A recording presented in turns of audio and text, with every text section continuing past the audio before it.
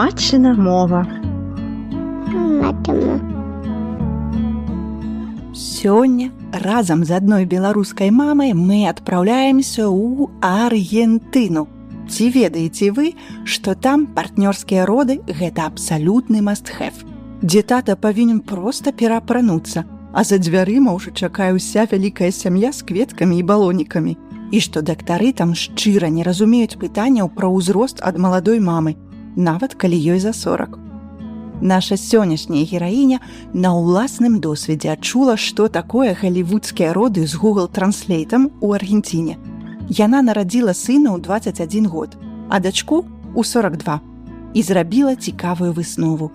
Познае мацярынства маладзіць, бо колькі б табе не было, ты заўсёды маладая маці. У гэтым выпуску падкаста «Матчына мова» мы паразмаўляем пра тое, як гадаваць дзяцей мультылінгваў у асяроддзі 7 моваў. Чаму выхаванне – гэта кайф ад працэсу, а не гонка за вынікам. І як пабудаваць такія адносіны з сынам, каб у дарослым узросце ён прапанаваў вам зрабіць падвойную татушку. Пачынаем. Сёння ў нас у гасцях журналістка і мама Юлія. Прывітанне. Прывітанне, Юля. Спачатку хацела запытацца ў вас, ці была ў вашым дзяцінстве беларуская мова?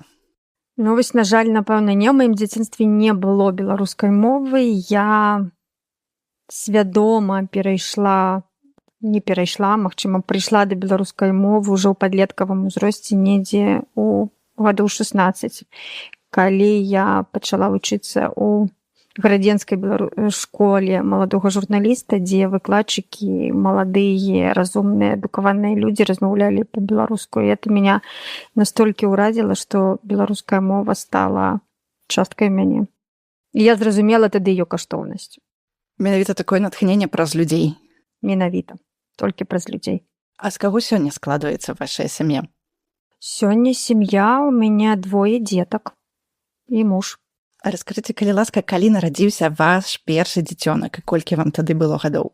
Першы дзіцёнак нарадзіўся, бог ты мой, у 2002 годзе, мне было 21 год. І это таксама вельмі клёвы ўзрост, таму што я не ведаю. Я таксама в пэўным сэнсе, калі кажу, што там дзяцей трэба планаваць, я не ведаю, запутаць, як тут трэба карэктна сказаць пазней, то я якраз такі была вельмі рада і шчасліва. І это калі дзеці з'яўляюцца рана, таму што в тым ліку вельмі моўна, табе не ведаю, 36 і ты ўжо свабодна. Ты ўжо можаш як бы жыць, будаваць і рабіць все, што заўгодна пазней. Так што это таксама, то бишь, у меня 2 дзяцей з розніцай 21 год, і я не магу сказаць, што вось тады было лепш наражаць, ці вось цяпер лепш наражаць. Мне здаецца, што абодва вось гэты час, перыяд, калі я нараджала, они вельмі клёвыя. Я вельмі задаволена, што я нарадзіла іх 21, і я вельмі задаволена, што я нарадзіла, бог ты мой, в 42. Да, в 42.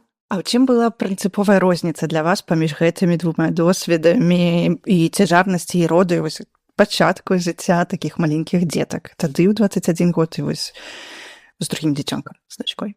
З другім дачкой, калі мы кажам пра розніцу родаў, не гледзячы на ўзрост, пра які так все любяць казаць на, не ведаю, Беларусі, што ты там старарадзящая і ўсё астатняе, это вельмі клёвы ўзрост. У меня была ідэальная цяжарнасць, ідэальнае стаўленне дактароў, якія не разумелі, я праходзіла цяжарнасць за мяжой, і дактары не зусім разумелі мае пытанні пра ўзрост, што я ад них увесь час хачу, то там я казала, ой, ведаеце, мне ж трэба да такіх дактароў, мне трэба да генетыка, мне трэба да таго. Яны мне проста в нейкі момант моя доктарка патлумачыла, кажа, слухай, ёсць пратакол медычны, па якім ведуць жанчын кожнага ўзросту. І вось згодна этого пратаколу робяцца такія-то аналізы. Всё, няма ніякага больше нічога, што там. Просто там в 21 мы робім такія аналізы, в 42 мы звяртаем увагу на тое. Але это абсалютна нічога не азначае. Таму цяжарнасць в гэтым плане была вельмі спакойная, вельмі упэўненая, но роды ў меня былі ввогуле таксама такія вельмі галівудскія, напэўна, таксама звязаныя з краінай, магчыма, з развіццём уже самой галіны, самостаўлення, не ведаю як это, але На другіх родах прысутнічаў тата, дачкі, это таксама вельмі важная штука, это такая ідэальная штука. Краіна, дзе я нараджала, таксама для іх як бы прысутнасць сям'і на родах бацькоў это must have. Это не тое, што ты там просіш дазвол, ці што яны наадварот здзіўляліся, калі таты не прысутнічае на родах. Таму я як бы, такіх выпадкаў просто в той краіне не ведаю. То бишь там ты нараджаеш, тата прысутнічае, а за дзвярыма ўжо стаяць твая вялікая сям'я, якая там прынесла балонікі, кветкі, машыць і крычыць. Таму напэўна, другія роды прайшлі больш так спакойна, не гледзячы на то, што это ўзрост, а выхаванні я дакладна стала больш цярпімай. Я спакойна магу слухаць крыкі, оры, там, не ведаю, прэтэнзіі, абсалютна всё спакойна. Это меня не раздражняе, это меня не нервуе. Я спакойна магу тлумачыць, я спакойна магу як бы... Это ніяк не ўплывае на маю нервовую сістэму. Это вельмі круто. А як да такога прыйсці? Ці само так атрымалася, што з часам проста змянілася стаўленне? Я думаю, что связано и с узростом. Ты сталеешь, мудреешь, становишься больше спокойной, учишься лечить до 10, не только в асабістым жыцці, але в принципе з людьми навокал. И тому в асабістым жыцці з дзецьмі і з нараджэннем дачкі я зразумела дакладна, што сям'я гэта галоўнае. Напрыклад, калі з нараджэннем сына я шмат просто удзяляла часу працы і шмат на гэта траціла сіл, то з нараджэннем дачкі я зразумела, што праца важна, это частка мяне, прафесія, але сям'я і дзеці это лепшае. І з нараджэннем дачкі я зразумела таксама, што это непэўна не з нараджэннем дачкі, в прынцыпе зараз сітуацыя, што адзінае, во што трэба ўкладацца в гэтым жыцці і во што інвеставаць, это не як это дома, заводы, параходы, а дзеці. І в прямым сэнсе і сын мой першы паказвае это. І дакладна, калі выбраць паміж крэдытам на жытло і навучаннем дачкі, я выберу навучанне дачкі зараз. А вы, дарэчы, казалі, хацела вярнуцца да пытання роду пра галівудскія роды. Ці можаце вы нешта расказаць, таму што галівудскія можа уявіцца вельмі па-рознаму, можа уявіцца это вельмі так святочна, можа уявіцца як блокбастер. То у вас хутчэй як было? У меня было вельмі святочна. Я нараджала у Аргентыне.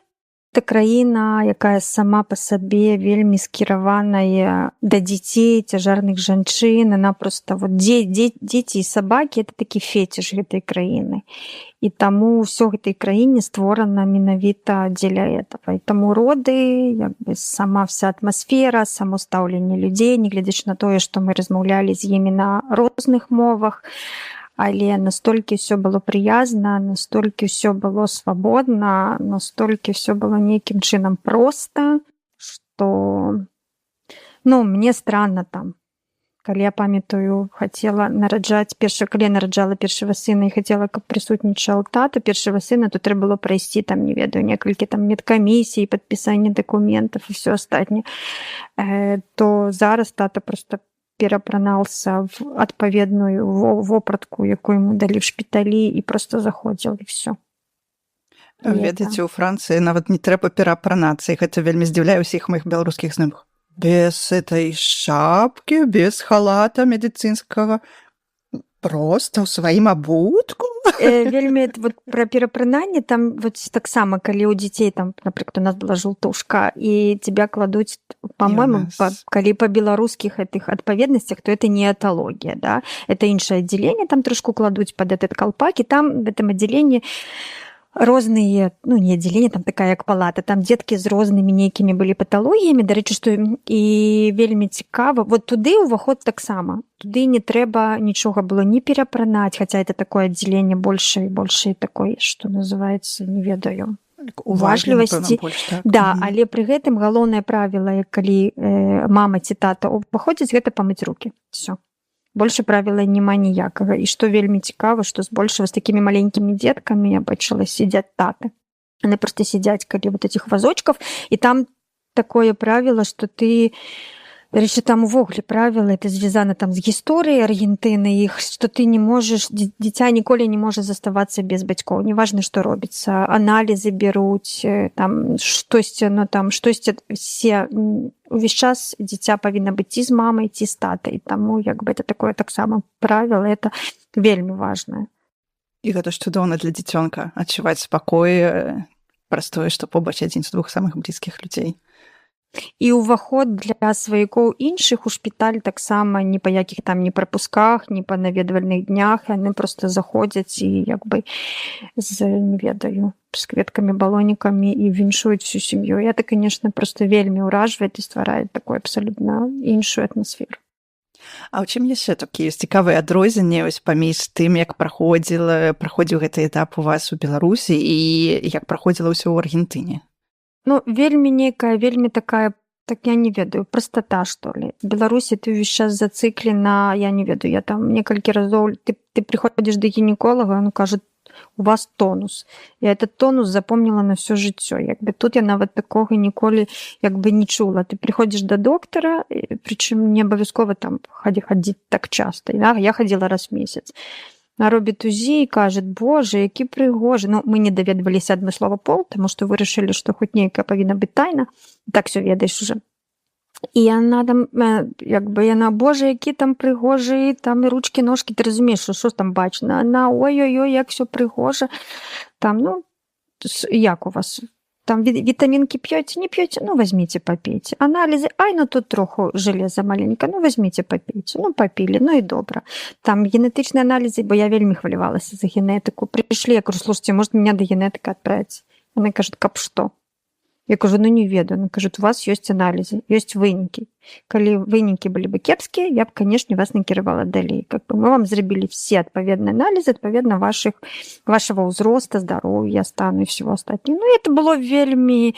Там, кажу, можно мне лететь на отпочинок? Я была, помню, месяце 6. Она говорит, да летите, коли ласка, як бы, делайте, что хотите. А и вельмі уразила еще в Аргентине, конечно, это была диета, не диета, ежа, потому что только после родов мне принесли ежу, и я открываю, значит, она как в ресторане выглядала, там некий стейк, некая городнина, помидоры червоные. И я такая шокованная, думаю, боже, червоное, это можно есть? Я памятаю просто свой стол у Беларуси. И я пытаю докторки, что мне можно есть, и что нельзя. Она так глядит на меня, ну, вогуле не зразумела, что я от её хочу. В сенсе, что можно, что не можно. Ну, то бишь, ну, такого все вельмі натуральна, все вельмі проста і все вельмі пазітыўна, але пры гэтым вельмі вялікі ўзровень медыцыны. Табе робяць все аналізы, ну ты бачыш пад навокал, ну то бишь это нельга сказаць, что там толькі хихи-ха-ха, нет, абсолютно там на родах каля меня присутнічала, я не ведаю, человек 5. И так само мы там пачынали в предродовой, и они такие, ой, ха-ха-хи-хи, у вас тут так добра все ідзе, может мы тут будем нараджать, давайте тут такая добрая атмосфера, так все добро, давайте привезем этот вот адмысловый, як бы кувет и все остальное, ну давайте. И вось такое все вельмі лёгка, але при этом я бачила, что як бы ўзровень і дактары, як бы все, калі тебя ходили, мерили ціски, сердцебиение и перапытваліся, як я, что я, и представляліся там, добрый день, я буду ваш неонатолог, я ваша буду акушерка, я ваш тот, я ваш сёт, и это вельмі все вельмі. Ну и ураживали, конечно, такое, что в Беларуси ты заезжаешь задолго, можешь заехать в роддом и там лежать. А тут такого нема, ты заезжаешь далеко, калі у тебя уже вот амаль на родах, да, то есть нават яшчэ такое, ну, в Аргентине практика, я просто писала акушерке, что вось пачалося, она кажет, там, праз колькі это сходкі, як? Она кажет, ну, посиди яшчэ, давай сустрэнемся там об 11. Калі, кажет, боится, приезжай ранее, але як бы, ну, я подъеду только об 11 туды. Ну, я думаю, что я буду бояться, як бы. Я, як бы, приехала, она там ха-ха-хи-хи, поцелуйнички, пошлите, ой, у вас уже там, не ведаю, 7 пальцев раскрытия, ой, пойдемте рожать, ой, пойдемте, и все. Я как бы, ой, все, не заполняйте документы, за вас заполнит муж, и все, пойдемте, не дурите головы. Сапраўды, вы рассказываете, как у фильме. Я серьезно вам кажу, я адепт родаў в Аргентине, неважно, незалежно что, але просто стаўленне такое, и як бы, и там да нядаўняга часу была бясплатная медыцына нават для замежнікаў. Цяпер яны ўжо ўвялі платную медыцыну для замежнікаў, але это не касмічныя грошы, это абсалютна такія больш-менш, сярэднія, я б сказала, еўрапейскі кошт, але мне здаецца нават будзе троху большы па паслугах і па ўзроўню, але это просто вельмі они просто вельмі арыентаваныя на дзяцей. А як моўнае пытанне, ці не было складанасці звязаных з тым, што, як вы казалі, вы размаўляеце на іншых мовах з імі, ці ўсё па-ангельску там можна гэта наладзіць? Ангельскую, на жаль, не ўсе ведаюць там, это в этом ёсць праблема, была перакладчыца на самі роды, а пасля проста яны ўжо навучаныя працаваць праз Google перакладчык, ты просто размаўляеш голасам, он перакладае, і это все таксама вельмі спакойна, вельмі они готовы ця слухаць этот Google перакладчык. Сама нацыя, якая в прынцыпе дастаткова эмігранцкая, так, она абсалютна вельмі спакойна ставіцца да людзей, якія не з Аргентыны. Таму тут таксама абсалютная павага, абсалютная, не ведаю, клопат, і меня не адпускалі гадзіну з роддома, таму што мне распавядалі, як правільна карміць, як правільна там, не ведаю, сцэжвацца, таму што дзіцё троху менш набірала. І са мной сидзела адмысловая спецыялістка, і мы з ёй праз Google перакладчык размаўлялі, она мне показывала, пасля мы яшчэ там, не ведаю, шукалі нешта в краме адмысловае там сцэжвацелі ці нешта такое, это все просто, не ведаю, калі ты ставішся з павагай да людзей і таксама і да краіны, тому што Аргентына на спецыфічная в сэнсе такога, што ў них маньяна транкіла, але так людзі жывуць, і ім так падабаецца, это іх выбар, і так клёва. То в прынцыпе ўсё ў парадку. А чаму наогул вы выбралі ехаць нараджаць менавіта ў Аргентыну? Ці былі у вас нейкія іншыя такія думкі і варыянты? Не, все банальна, тому што нам патрэбен быў пашпарт, тому што мы жывем за мяжой, і нараджаць, і Беларусь, на жаль, мы не маглі атрымаць бы пашпарт, таму мы паехалі нараджаць за пашпартам, але я бы зараз і не за пашпартам туды паехала. Я абсалютна безмерна ўдзячна этой краіне за тое, што ў мяне адбылося. Таму у нас з дачкой, акрамя роднай беларускай, трэба яшчэ вучыць будзе і гішпанскую, як мінімум за павагі гэтай дзяржавы. За ўдзячнасць такой. Ці не хацелася вам застацца там? Хотелось.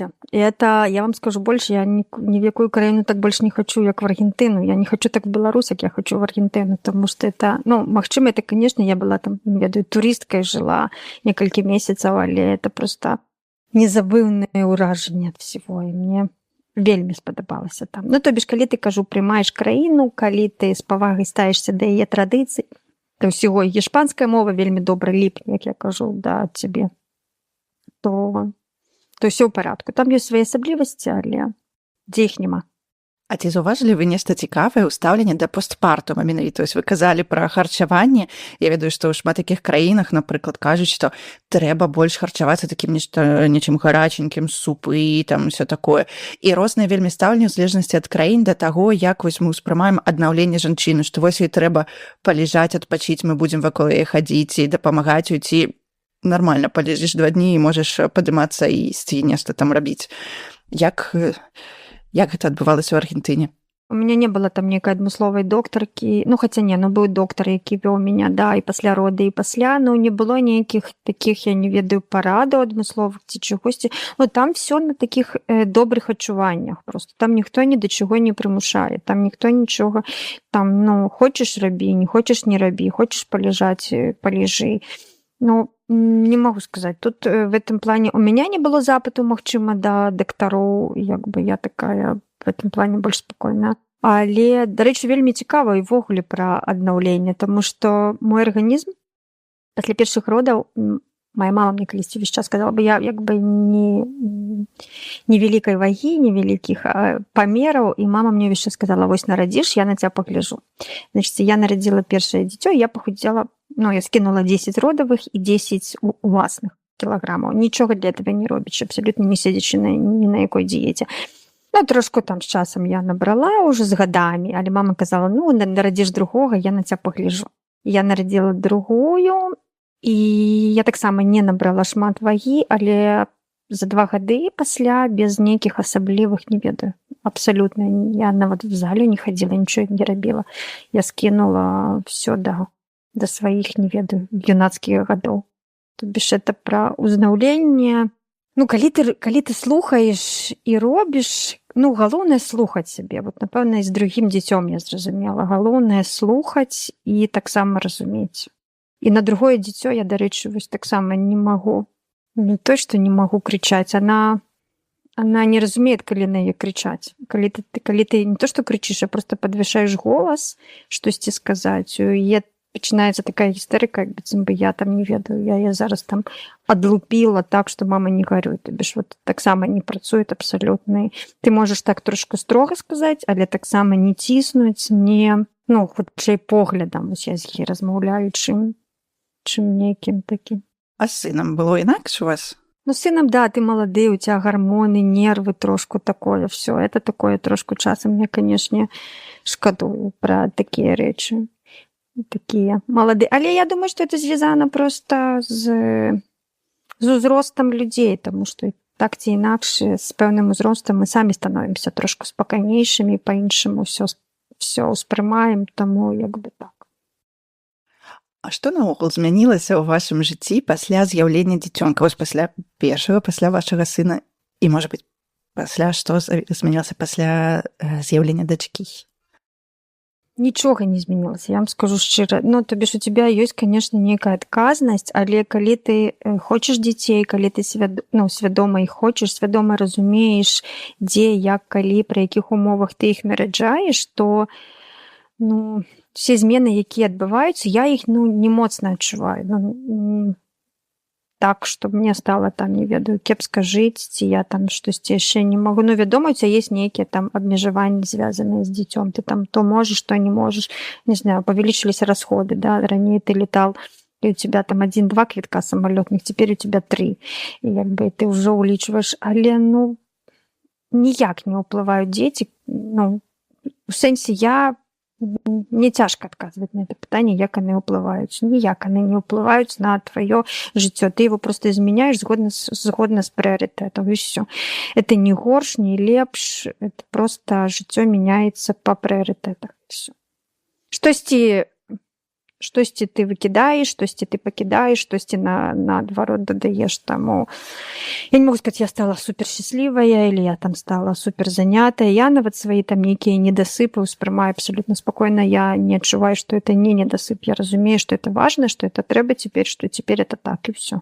І што гэта пройдзе, што гэта зменіцца пасля. Ой, дакладна. І ты пасля бачыш, ты таксама. Я чалавек, які, в принципе, па жыцці любіць не вынік, а любіць працэс. І я вось этот працэс выхавання, працэс таго, як дзеці растуць, чаго яны дамагаюцца, што яны даведваюцца, як яны, не ведаю, з чагосьці дасягаюць. Для мяне это самы цікавы час. Таму як бы мне все в кайф. А што б вы сказалі тым жанчынам, якія чуюць, якім кажуць, ужо позна нараджаць, ці у гадзіннікі цікаюць? Таму што вы проста разбураеце сваім прыкладам усе гэтыя няпрошаныя парады, усе гэтыя міфы. А як падтрымаць іншага жанчыну? Ну, вось я сама частка была як бы не той, што закладніцай, ну, я была закладніцай міфа, ну, это не міф, што в пэўным узросце нараджаць могуць быць асаблівасці, але я кажу, ну, мне супер патлумачыла моя доктарка, што, ну, няма кепскага ці добрага ўзроста для родаў. Ёсць адпаведныя медычныя працэдуры, ёсць адпаведныя медычныя пратаколы, як бы, і все, просто ім трэба следаваць і глядзець, сачыць, як бы, за сваім здароўем. А Аргентына ўвогуле краіна, якая, я першы раз бачила свого доктора и сказала, ну, мне вот столькі, я, по-перше, перекладчица, не могла перекласти, что я хочу. И он на меня глядел. Там увогуле, по-моему, первых детей только после 40 нараджают. Там была министрка, по-моему, адукации, и там после 40 пайшлі один за одним 3 детей. Таму, як бы, это увогуле вельмі дзіўна. Ну, не ведаю, калі вы адчуваеце, тут галоўнае ж уласнае адчуванне, ўсё. Далей вы ідзеце па аналізах, вы ідзеце як бы па дактарах і сочыце за тым, як прыходзіць цяжарнасць, менш хвалявацца, менш як бы слухаць сябе і дактароў таксама проста. Я чула яшчэ такое меркаванне, што калі адзін дзіцёнак з'явіўся адносна рана, што некаторыя людзі хочуць тады адразу там некалькі дзяцей, таму што кажуць, што цяжка пасля, калі ты ўжо пачынаеш спаць нармальна, калі ты, як вы кажаце, ўжо свабодны, што дзіцёнак вырас, ты можаш ужо больш так трошкі належыць сабе, цяжка зноў вяртацца вось да гэтых бессонных ночаў, да падгузнікаў, да вось гэтага клопату за зусім маленькімі дзеткамі. Ці насамрэч гэта так складана? Як гэта адбывалася ў вас? Слухайте, это вельмі цікава, тому што калі я нараджала першага, у меня не было там умоўнага, не толькі ў мяне, в прынцыпе, свет трошку па-іншаму развіваўся, памперсы не былі настолькі папулярнымі. Я бы напэўна нават сказала, што выхаванне было такое, калі мы берем такі нейкі фізічныя рэчы, оно было больш цяжка. Цяпер шмат прыстасаванняў, шмат рэчаў, якія могуць спрошчваць гэтае выхаванне. Всё ж такі, калі ты больш дарослы чалавек, у цябе ўжо больш іншае з пункту гледжання, магчыма, фінансавая сітуацыя. Ты можаш дазволіць сабе, там, не ведаю, няню, памочніцу, яшчэ кагосьці. І это, ну, не ведаю, што такое не паспіш? Ну, не паспіш і не паспіш, але як бы ты ж бачыш іншы такі кайф, калі ты прачынаешся, вялікія вочы на цябе глядзяць, там, не ведаю, кажуць мама, і ты бачыш, як твоё дзіцё расце, як оно просто развіваецца. Ну, это просто залежнасці ад таго, што ты хочаш і што табе важна.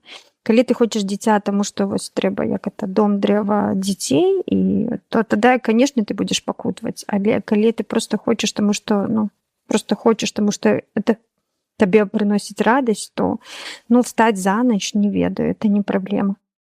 Як да гэтага ставіцца? Всё залежыць ад таго, як ты да гэтага ставішся. Не цяжка.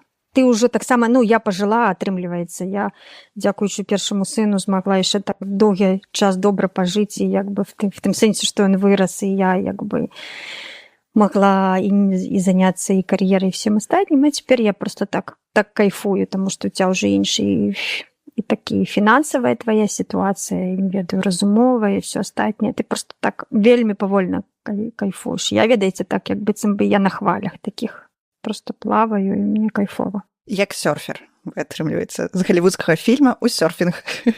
Ну да, толькі такія хвалі не як на Назары, трошку меншыя, конечно, таму я такія на чилі, ведаеце, на матрасікі, я бы хутчэй сказала. Я не могу сказаць, што для меня это такі нейкі экстрэмальны від спорта. Дарэчы, як вам атрымліваецца навігіраваць паміж кар'ерай, прафесійным жыццём і вось мацярынствам, таму што з іншага боку, калі мы нараджаем трошкі пазней, то якраз такі ўжо склаліся там нейкія пэўныя руціны, кар'ерныя амбіцыі, абавязкі, і пакінуць там іх неяк ці прыпыніць гэта таксама можа быць неяк складана, нават калі вельмі хочацца дзіцёнка, нават калі мы да яго рыхтуемся. Як атрымліваецца у вас і лагістычна жангліраваць, і вось неяк псіхалагічна падтрымліваць сябе і рабіць так, каб вось казалі, або пераможцы атрымаюць усё? Я з самага пачатку просто развіла ў два куты сям'ю і працу. І я не змешваю. У мяне не было перыяда дэкрэта, што я трошку шкадую, напэўна, варта было ўсё ж такі некалькі месяцаў пасядзець. У мяне была адразу няня, якая прыходзіла і як бы глядзела. І таму у мяне ёсць працоўны час, на якім я працую. І я не сваю галаву, я не працую, адно слова, ні з дома, ні адкуль, я працую як бы так, дзе няма побач дзяцей, у мяне ёсць толькі праца. Моя галава занятая толькі працай. Як толькі моя праца, і я эту працу раней, эта праца там сцягвалася на дом, на все што заўгодна. Цяпер я эту працу прымусова скончваю і становлюсь мамай. І тады мои нервы таксама вельмі спакойны, таму што я не разрываюсь паміж ее там, а покажи это, расскажи это, а тут тебе там, не знаю, мітынгі, созвоны. І я вельмі это моцна размежавала. Канешне, ёсць там экстрэнныя выпадкі, канешне, ёсць сітуацыі, калі як бы трэба папрацаваць, і ты это робіш, але это не руціна. І вось калі я размежавала дом это дом, а праца это праца, все вельмі стала таксама вельмі проста. Таму што тыя моманты, калі ты працуеш з дзіцём, это нереальна для вас абодвух, і это просто твою нервовую сістэму выхалошвае вельмі моцна. А так, калі твоя галава занята, не ведаю, адной задачай, то все вельмі проста, нема нерваў. А якія яшчэ у вас лайфхакі для захавання спакою, акрамя таго, што з узростам прыходзіць мудрасць, пра якую вы казалі, вось так размежаваць, уладзіць так сваё жыццё, каб не нервавацца лішні раз? Што яшчэ дапамагае вам заставацца такой спакойнай мамай? Слухайте, ну яшчэ вельмі важна, напэўна, асяродак, в якім вы это дзіця таксама выхоўваеце, каб он был вас падтрымліваючы, таму што, напрыклад, ну, у нас асяродак, акрамя там сямейнага, які дастаткова спакойны і такі, ёсць яшчэ там, напрыклад, прыклад асяродак садка і знаёмых, дзе я ні разу не чула, каб на дзяцей крычалі. Я вельмі проста захапляюся вот этымі сцэнамі, калі бацькі с этими сваімі дзеці, ну, абсалютна розныя дзеці, там крычаць, не ведаю, сцерят па розных повадах, і вот я кажу в сваім асяродку, я абсалютна кажу толькі выключна пра сябе, што побач са мной, і я бачу, як стаіць мама ці тата, яны проста вот выслухоўваюць его, слухаюць, он там крычыць, нешта можа паваляцца, это вот его слухаюць, стаят вельмі уважлівыя, все это вельмі таксама моцна натхняе, я думаю, мы не унікальныя. И я вот просто с таким, ведаеце, с такой белой, ну, кажуть, есть белая заздрість, с такой белой радостью гляжу вось на такие сценки, они меня просто вельмі умиляют в добрым сенсе, так я вот просто радуюсь, что что в принципе все однолькаво. Тому это так само важно. Ты не чуешь вот этих вот, ты не чуешь криков, садок, например, ну я не ведаю, у нас в садку ночь меня не выкликает, я пришла забирать дочку, и мне кажется, выхователька, у нас сегодня было такое, я кажу, что? Кажет, ваша дочка за столом не захотела есть и кинула праз весь стол відэлец. Вы уявляеце, мы з ёй размаўлялі, што так нельга, што так вось вот, што свае эмоцыі трэба праяўляць вось так і так, а так вось нельга. І вось это вот для іх такое, ведаеце, самы такі вялікі, я не ведаю, праступак, што ли, ці што. Хаця, ну і таксама не вельмі добра ставіцца, да, кажа, она сёння была не в настрої, вот у вас сегодня, ну вот так, але... Кажу, асяродак яшчэ вельмі моцна ўплывае, тому это важна. Гэта гучыць як вельмі чалавечы падыход для дзяцей, кшталту яна была не ў настрою, але ж мы дарослыя таксама бываем не ў настроі і так проста па-добраму ставіцца.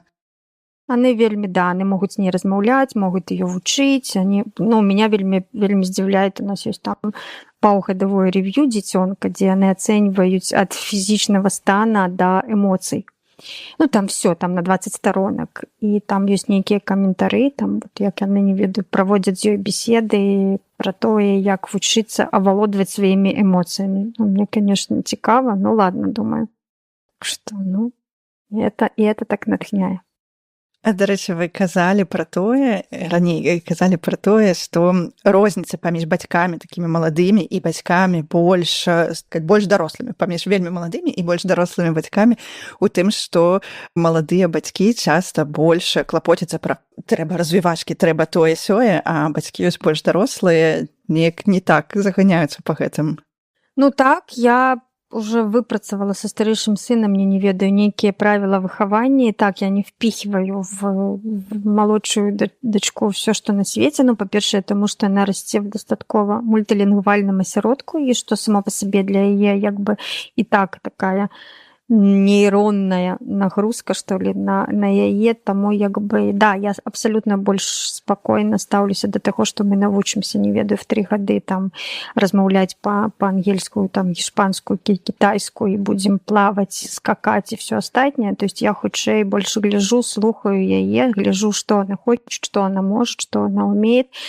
Але, ну, не ведаю, с сыном у меня было такое правило. Мы ходим на 2 вида гуртков. Первый это, так сказать, интеллектуальный, это у нас была замежная мова, а другие это спортовый. И тут выбор был такі, что ты можешь выбирать тое, что ты хочешь, але год-два ты повинен позайматься тое, что ты выбрал. И тому, коли ты выбираешь, не ведаю, там, что выбираешь, футбол, значит, ты год-два ходишь на гэты футбол, калі ты пераканаўся, што все ніяк, но ты меняешь вид спорта. И тому мой сын, не ведаю, катается на сноуборде, гуляет в бильярд, и як бы мает все такие разносторонние цікавості. Да. Але хотя б, чтоб ты нешта засвоил и нечему навучыўся и приклал некие выселки. Але ты обязаны ходить, то есть ты не маешь права вось, як бы не ходить на такие 2 вида гуртка. Можешь вы выбирать, але далей все. А ці быў нейкі пратэст у яго часам супраць такого правіла? Быў. А як вы перамаглі? Ну, агулам, конечно, у іх шмат пратэстаў, навошта я буду рабіць это, чаму я павінен выносіць смецце. Калісьці мне, не ведаю, тады была таксама модна, типа, што толькі пачыналася вот это хаджэнне да псіхолага, вы тут дзіця табе робіць пратэсты, это не хочу, это я не буду, тое не так, і як бы мы пайшлі да дзіцячага псіхолага. Псіхолог паслухала мяне дзіцёнка і кажа: дзіцё может быць свабоднае, мама застаньцеся. І як бы кажа, там няма праблем з вашым, дакладней, у вашего дзіцёнка няма ніякіх праблем, нічого не трэба там папраўляць. І як бы і меня там пасля он просто навучыў нейкім правілам. І першае правіла то, што вы, мы ж, нам всем здаецца, што мы з дзіцём на роўных, мы з ім размаўляем, вось як з дарослымі, мы ім павінны тлумачыць, все вось это ўсё. Он кажа, вы з ім абсалютна знаходзіцеся на розных прыступках. У вас прапарцыйна розная колькасць правоў і абавязкаў. І не может у чалавека быць правоў больш, чым абавязкаў. Таму як бы як толькі ў него будет там, не знаю, абавязкаў столькі ж, сколькі у вас, тады у него будет столькі ж правоў, а пакуль як бы не. І таму як бы вы вы не былі ему сяброўкай, вы все роўна павінны вот тут вот на этих лесвіцах прыступках захоўваць. А пра яшчэ адно правіла, таму што я так сказала, это правіла, это не тое, што правіла, якое вы ўжываеце кожны раз і там по кожным прыкладу, не, але вось в некаторых момантах, в двух момантах в вывучэнні ангельскай мовы, не веду, і вынасе смецця у нас оно спрацавала. Таму што ты спачатку тлумачыш, там неабходнасць вывучэння замежнай мовы і ўсё астатняе. Як бы он кажа табе не. Просто в нейкі момант ты кажаш, он кажа, чым я павінна рабіць? Кажу, таму што я так сказала. І это працавала ідэальна. Это были два выпадки, когда я так сказала, только потому, что я так сказала. Это не значит, что я так увесь час по жыцці кажу. Вось гэтыя два правіла вельмі круто спрацавалі. А з дачкой вельмі цікава, ей нельга нічога сказаць, что там ты ідзеш спаць, все. Или там ты павінна поесть. Она павінна сама прыняць рашэнне. Она павінна сама сказаць, я иду спаць, я иду есть, і таму я это таксама як бы уже зразумела, я калі кажу там, мы идем спать? Она кажет, не. Я кажу, добра, скажешь, калі будешь готовая. И она мне праз хвіліну кажет, все, я хочу спадкі. І так просто зусім нема. То бишь, як толькі ты пачынаеш ціснуць, ты павінна апрануць там эту сукенку, или там ты павінна зрабіць тосці, тебе будет просто адвал. Ты кажешь, добра, прыймі рашэнне, і мы як бы зробім это. Ты як бы троху ее подціскваеш, конечно, але в принципе это таксама працуе толькі так. Вы думаеце, гэта некая такая асаблівасць і індывідуальная, ці проста зараз вы больш звяртаеце ўвагі таксама і больш адчувальная сама да такіх патрэбаў ці да такіх праяваў у дзіцёнка? Я ўпэўнена, што вельмі шмат уплывае нейкі твой склад генаў, і то, як дзеці фармуюцца, не гледзячы на выхаванне і все астатняе. Я думаю, што это вельмі, не ведаю, калі не прыярытэтная рэч, то просто вельмі важная. Цяжка мне сказаць, магчыма, да, я больш стала слухаць ее, я больш стала прыслухоўвацца да яе, што она хоча, і не ведаю, цяжка мне сказаць. Ведаеце, вельмі ўвогуле цікава, кажуць, што так як паводзілі себя з табой бацькі, ты пасля таксама паводзіш з дзецьмі сваімі, але на маім прыкладу это просто абсалютна зусім іншае, таму што я вырасла вельмі вялікай строгасці нават з ужываннем фізічнага гвалту. Это такое, хаця я пры гэтым абсалютна, у меня няма канфлікту з бацькамі, я добра в сэнсе з імі камунікую, для мяне это не было травмай. У меня цяпер наадварот вельмі высокі болевы парог. Але з дзіцём я не магу просто абсалютна пытанне сілы ўжывання в маём мазгу нават просто не можа просто як бы ўзнікнуць. Я просто нават не уяўляю на нейкім этапе, што можна это так зрабіць, што можна там. Я разумею, што як бы магчыма больш стала зразумець, што яе мозг не все может там адразу зразумець, не все можа адразу пераварыць, і я это слухаю, я ей даю час, я даю таксама.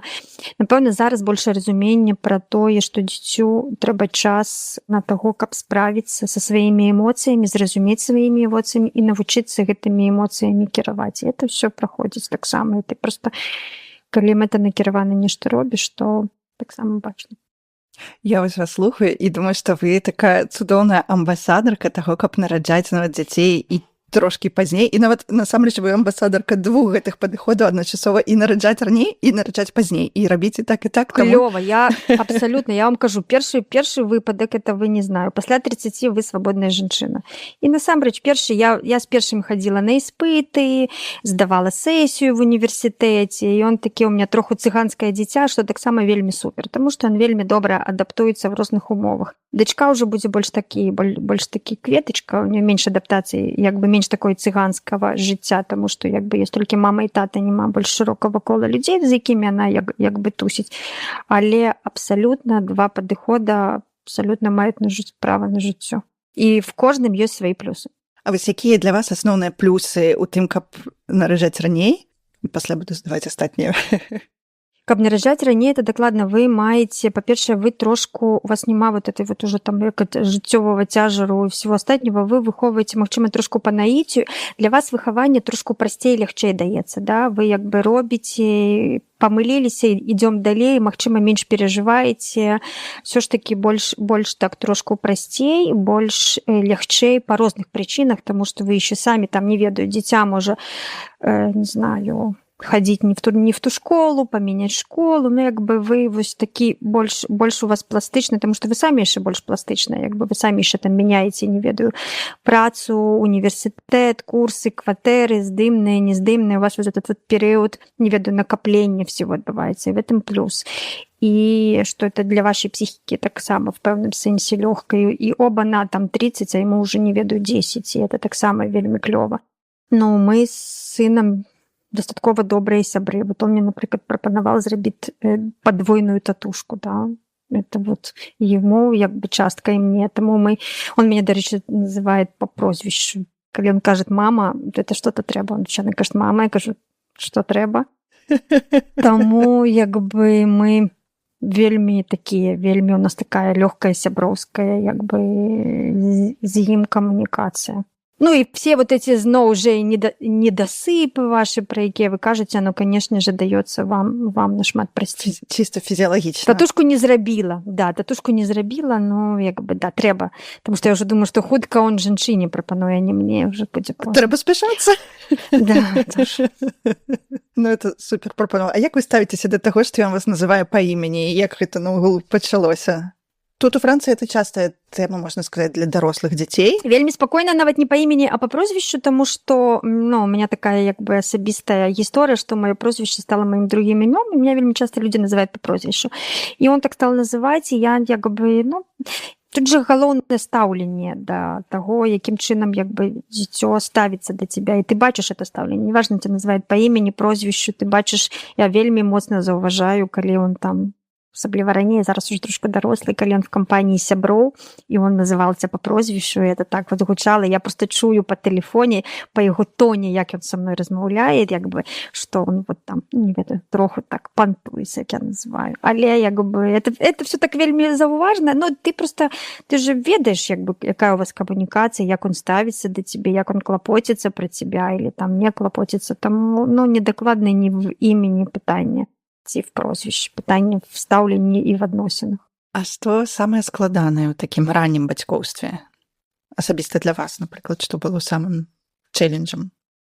Ну, напэўна, таго, што трошки былі іншыя прыярытэты. Прыярытэт трошку быў в бок прафесіі, в бок працы, чым в бок дзіцёнка. Часамі не тое, што было шмат, я як бы такая мама трошку наседка, мы шмат куды ездзілі, шмат вазілі, я его там на все секцыі сама асабіста забірала, вазіла.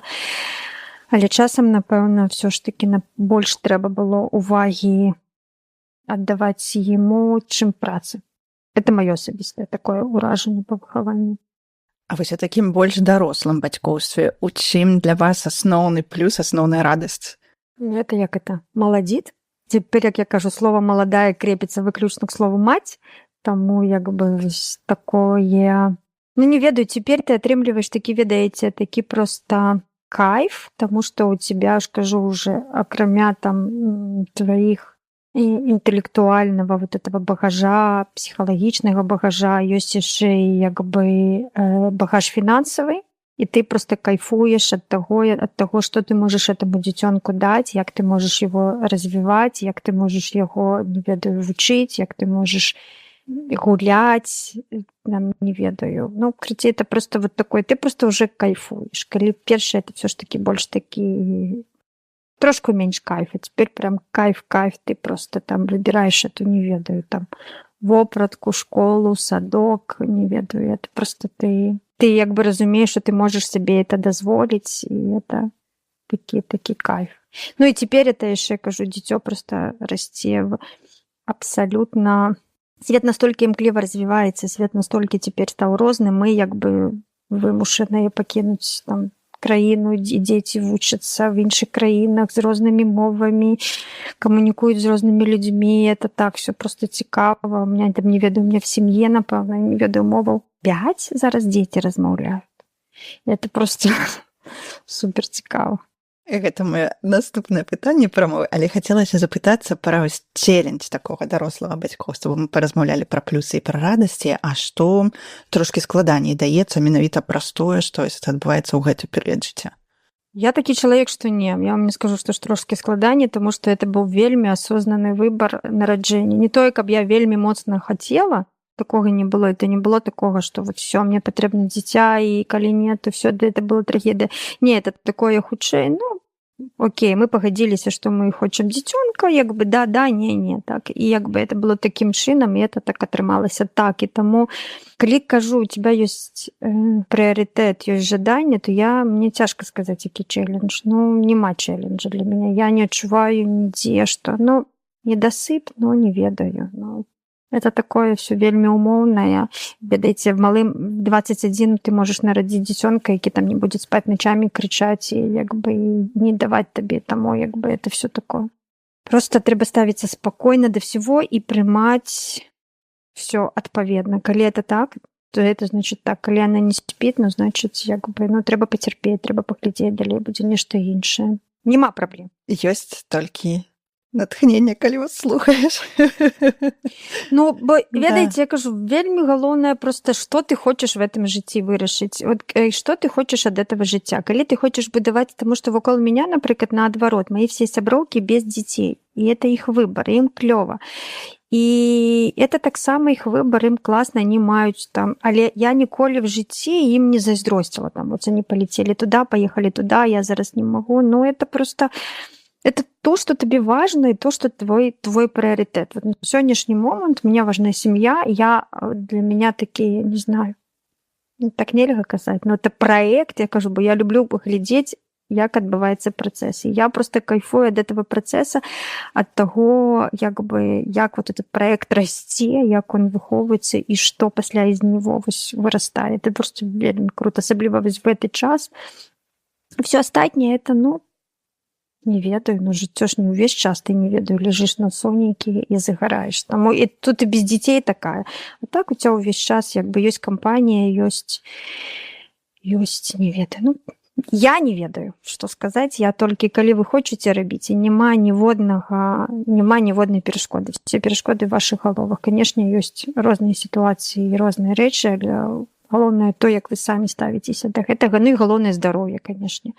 Здароўе — это самае важнае, што, канешне, можа быць там, што калі няма здароўя, то тады пачынаюцца все праблемы. А тут нават ваши соплі в дзіцячым садку, хваробы бальнічныя, вы абсолютно можете с этим справляцца і можете это все наладзіць. А як складваюцца адносіны паміж вашымі дзецьмі і як адрэагаваў ваш сын, калі даведаўся, што ён стане старэйшым братам? Мой сын не паверыў. Калі я сказала, што я цяжарда, я ему сказала першаму, я доўга нікому не казала, ему казала першаму, сказал, да ладно, прышлі мне, калі ласка, УЗІ, з датай, з прозвішчам і всем астатнім. Я сказала, ну, што я магу сказаць, все. І ён не верыў. Пасля я сказала, ўжо праз месяц, можа быць. То есть он вось этот час просто не верыў. Ну, мы як бы не абмяркоўвалі, все, он не поверил, я як бы не ставила это в некую мэту там его пераканаць, бо мы живем в розных краінах, мы бачимся, хотя мы бачились, он говорит, я тебя бачил месяц назад. Типа, что ты мне будешь сказать? Якая цяжарнасць? Не придумляй, все. Ну, як бы тему закрыли. Я думаю, ну, окей. И праз пэўны час я сказала сваёй маме, и мама сказала ему. И только тады он мне позвонил и сказал, ну, серьезно? Мне вот тут бабуля распавяла, як бы это все правда ўжо? Як ставіцца? Она, гэта хутчэй пра яе ну, он як бы, калі наведвает яе, то он сюды прывозіць нейкія падарункі, конечно же, там, не ведаю, цацкі. Она вельмі любіць его, она просто так... Я думаю, што яшчэ это такое стаўленне хутчэй, як малодшыя ставіцца да старэйшых, да, як бы она такая. Хаця, не гледзячы на то, што вельмі рэдкая камунікацыя, я думаю, што калі б, канешне, камунікацыя была часцей, было бы лепш, але яна ведае, што ў яе ёсць брацік, што так, она часамі з ім, ну, там размаўляюць па тэлефоне, там нешта такое. Ну, і так трошку сароміцца, калі яны бачацца, таму што он уже такой дарослы дзядзя, это як бы, але, ну, так, ну, яны камунікуюць. Я імкнуся да таго, каб яны размаўлялі паміж сабой, нават нягледзячы на то, што она там асабліва не можа з ім падзяліцца нейкімі гісторыямі, але в прынцыпе. А як вам назіраць вось гэта? Гэта ж якое-то адчуванне, это нешта такое мілае, ці вось ты глядзіш на это і думаеш, вау, это два вось такіх маіх вялікіх праекта, і я бачу, як яны паміж сабой яшчэ будуюць нешта. Я калі нарадзіла, я хацела іх пятачкі сфоткаць, не пятачкі, а як это ножкі вось так, якія ляжаць, але пасля, калі он просто прыехаў да нас госці, я як бы паклала эти две ножкі, я зразумела, боже, не трэба. Это такая одна великая такая конская мужчынская нога, і другая там зусім іншая. Таму это такой просто, ну, это такой... Не, у меня не возникает, я не такая мама-мама, что прям тут ой-ой-ой-ой-ой-ой, я вельмі, як бы, он такі больш для меня уже хутчэй, не ведаю, нават не сын, такі просто сябар, а яна такая яшчэ вот, як бы, такая маленькая, про якую трэба клапаціцца. Ну, про яго я уже там не ведаю, ну, скажем, узровень клопату, может быть, троху змянился, да, там поел шапку опранул, як бы ты уже про это абсолютно не думаешь. Як бы, а тут ты такі просто думаешь, але, ну, не ведаю, умілення нема, у меня такое больш прагматычнае стаўленне, як бы, трошку да дзяцей в этом плане, хотя, ну, то бишь, со старэйшым я уже не могу так абдымацца і цалавацца, з малодшым яшчэ могу, да, хотя старэйшы вельмі такі таксама, як бы, блізкі, он любіць, я просто не вельмі люблю, а он любіць абдымацца. Паштоўка з Беларусі. Вітаем матуль, татаў, бабуль, дзядуляў і, канешне, нашых вельмі важных слухачоў, дзяцей. Вы адкрылі паштоўку з Беларусі, рубрыку, якая не мае межаў. Тут нашыя госці малююць словамі дарагія іх сэрцу месцы. Кожны выпуск – гэта новы адрас, новая гісторыя і новае цяпло. А калі ў вас ёсць свая гісторыя пра нейкае асаблівае месца ў Беларусі, абавязкова дасылайце яе нам. Давайце збіраць і ствараць аўдыёпаштоўкі з Беларусі разам. Пачынаем!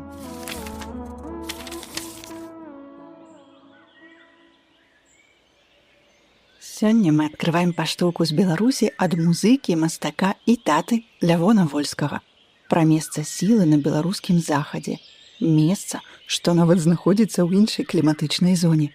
Давайце запаволімся і адправімся ў гэтае маленькае аўдыёпадарожжа разам. Для мяне такое у Беларусі месца сілы, месца адпачынку і месца творчасці, это была такая вёсачка. Яна, безумоўна, на улюбёнай намі ўсімі менчукамі Валожыншчыне знаходзіцца. Раней раён называлі беларускай Швейцарыяй. Вось роўненька паміж Ракавым і Івянцом, роўненька ў тых месцах, пра якія калісьці ў сваім геніяльным рамане «Каханак вялікай мядзведзіцы» пісаў Сергей Пясецкі. Калі я чытаў гэты раман і перачытваю калі, то я гэтае месца проста ведаю і бачу, што там апісваецца ў рамане. Раней там была Польшча, это была такая мяжа, і гэты захад беларускі, ён адчуваецца і ў ментальнасці людзей, якія пакуль што яшчэ там засталіся з тых часоў, бо там такі доўга жыхароў шмат існуе. Ну і прырода, ўсё вельмі такое. Гэта недалёка ад Менска, толькі 50 кіламетраў, але, на мой погляд, гэта знаходзіцца месца ў іншай кліматычнай зоне, бо калі ў Менску дождж, то там не. Хутчэй за ўсё, кліматычная зона належыць да Вільні, таму што бліжэй да Вільні, которые мае сябры і знаёмы маюць хаты ў вёсках, і калі стэлефанаваліся і з імі гаварылі, то яны казалі, што там у іх такое самае надвор'е, як і ў нас там у этой вёсцы. Калі былі вольныя нейкія гадзіны, мы заўсёды ехалі туды і там чымсьці займаліся, бо ў вёсцы нельга проста, ты не будзеш проста так сядзець. Тым болей, калі ў цябе ёсць дом, то трэба ўвесь час нешта там рабіць. Ну і там запісвалі таксама свае думкі і запісвалі дэмы для песень розных альбомаў, і там шмат што было напісана і шмат што перажыта. Вось гэта для мяне такая беларуская. Ні горад, ні Менск, нічога, вось менавіта гэтая вёска, там дом у нас менавіта паміж Івянцом і Ракавым. І вельмі падабаюцца гэта таксама мястэчкі і Ракаў, які за польскім часам быў проста цэнтрам кантрабандызму, і там ўсё буяла шмат розных бізнесаў. Гульневы, напрыклад, быў вельмі актыўна развіты. І рака ў Венецыі паміж гэтага ёсць такая вёсачка маленькая, дзе мне вельмі падабаецца вясна ці восень позняя, калі ляжаць туманы, вогнішча гарыць, дымы такія, все запаволенае, все такое сцішанае, лес такі стаіць шэры. Вось такі час.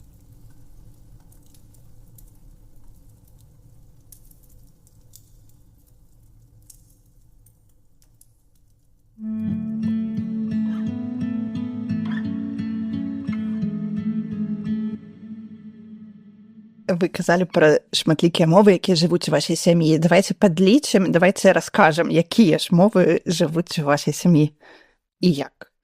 Беларуская родная, расейская, ну, чэшская, славацкая, ангельская, літоўская, ну і троху кітайская. Пакуль так. 7 моў, это вельмі шмат. 7? Боже, я нават сама не ведала. Ну, троху так, да. Это тыя мовы, на якіх дзеці, як бы, могуць размаўляць. І, ну, я бы сказала, што акрамя кітайскай, на астатніх мовах яны амаль флюэнт. Не, амаль флюэнт, да. Кітайская это больш для сына, для дачкі пакуль што. Ну, да, это такі у него пасіф, які вучыў у школе, які ў яго проста ёсць. Такі веды кітайскай мовы. Так, але это яшчэ не, скажу вам, не прыдзел. Раскажыце, калі ласка, як зараз адбываюцца адносіны з мовай вашай дачкі, якая жыве, як вы самі казалі, у такім шматкультурным, шматмоўным асяроддзі, і для якой гэта, падаецца, такая базавая наладка, што вакол шмат моваў. Ад нараджэння ў яе в жыцці прысутнічаюць 3 мовы. Беларуская сям'я, няня была літоўкай, па-літоўску мы прасілі размаўляць выключна па-літоўку, садок літоўскамоўны з ангельскім дадатковым, і там ёсць дзеткі, якія па-ангельску размаўляюць, і выхавацелькі, якія размаўляюць выключна па-ангельску. Ну, там этого менш, і мульцікі мы глядзім выключна па-ангельску. І такім чынам у нас як бы, ну, літоўская і беларуская асноўныя мовы, бабуля дае яшчэ расейскую мову з дзедулей, як бы она троху часамі перемешваецца з беларускай. А у нее, в принципе, все мовы зараз перемешваюцца. Она может в одном сказе не ведаюць там 3-4 мовы просто ужыць, і это як бы нормально. Но, але цікава, што ў яе фармуецца вельмі аўтэнтычнае вымаўленне. То бишь, она па-літоўску размаўляе, як я кажу, без акцэнту, і калі я як бы пытаю у выхавацелек, тому што вядома, што дзеці з літоўскамоўных сем'яў, они там больш слова будуць ведаць, хутчэй нешта. І як бы я вось тут, бо яны там, у іх такі садок, дзе яны вучаць, там, не ведаю, шмат всяго вельмі, там у іх там заняткі, там приводить неких орнитологов, и они это все там, не ведаю, про планеты. Я это, конечно, гляжу. Я калі перапытваю у выхавацелек, наколькі як бы дачка суадносна іншых дзяцей менавіта па валоданні мовай, па камунікацыям, па словарным запасу, она кажа, она абсолютно не адрозніваецца ад дзяцей з літоўскіх сямей. І это для меня таксама так вельмі дзіўна, канешне, але ну вось таму што, напрыклад, не ведаю. Назвы жывёлаў мы дома вучым па-беларуску, там мы не паўтараем іх па-літоўску.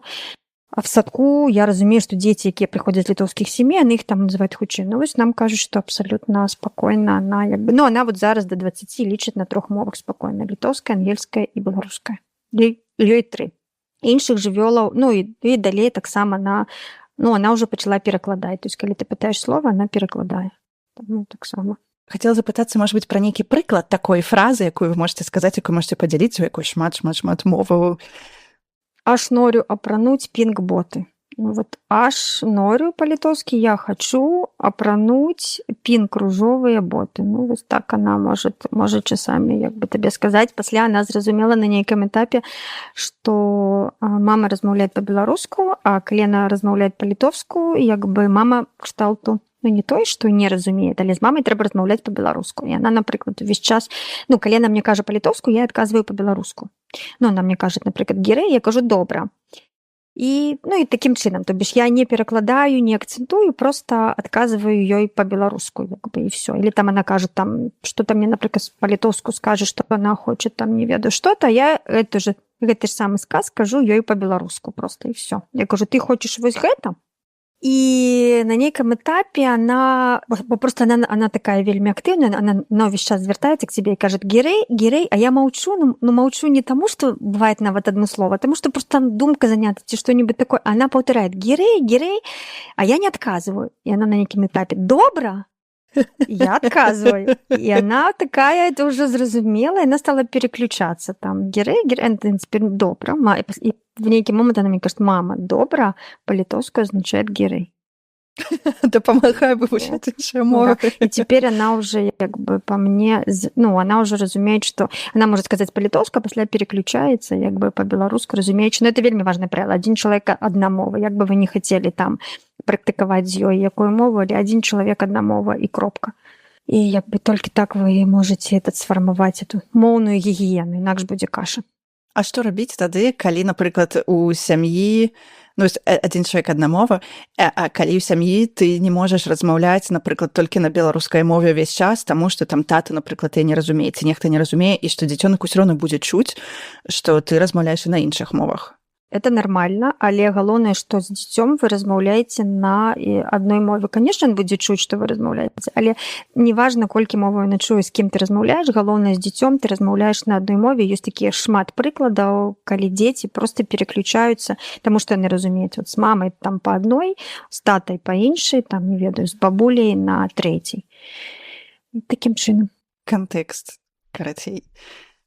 Ну так, потому что в садку, я перапаняю, у нас есть и англомоўныя выкладчыцы, і літоўскамоўныя. Яны ж таксама чуюць, што там эти розныя... І дзеткі такія ж ёсць. Зараз вельмі шмат в Літве дзетак, у якіх бацькі двумоўныя. Там англа- і літоўскамоўныя, і дзеткі размаўляюць і па-ангельску, і па-літоўску таксама.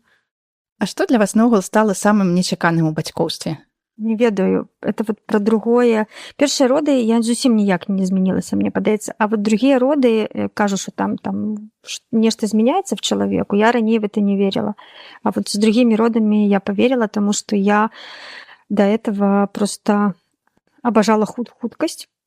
Я каталась на самокатах, я просто кіравала машиной на шалёных хуткасцях. Теперь я стала бояться хуткасці. Теперь я не могу сесть на самокат и ехать просто вот так, не ведаю, з чым это звязана. Вот, магчыма, такими унутранымі інстынктамі самазахавання, тому што табе трэба як бы яшчэ вырасціць одно пакаленне, і ніхто это за цябе не зробіць. Ну вот это такія какие-то рэчы, якія, ведаеце, змяніліся ў цябе, а так. А што новага, можа быць, вы даведаліся пра сябе праз гэты досвед мацярынства? Ну, досвед материнства докладно вучыць тебя лічыць до 10. Вот я научилась, вот дочка меня вучыць лічыць до 10, калі нешта здарыцца, нешта зрабіць, то есть ты просто полічы до 10. Это я імкнуся выкарыстоўваць агулам па жыцці. Это такое вельмі... Ну, цярпенню, напэўна, цярпенню. Вучыць цярпенню, напэўна, вучыць вось гэтаму, таму што, як бы, не гледзячы, колькі табе год, які ў тебя ўзрост, але ты павінен з усімі размаўляць і для ўсіх знаходзіць адпаведныя для іх узроста аргументы.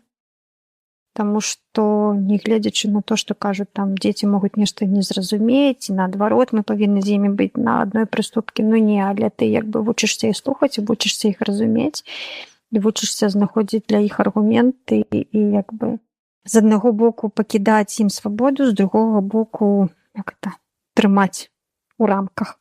А ў якой сітуацыі нядаўна вы адчулі сябе вельмі шчаслівай, менавіта як мама?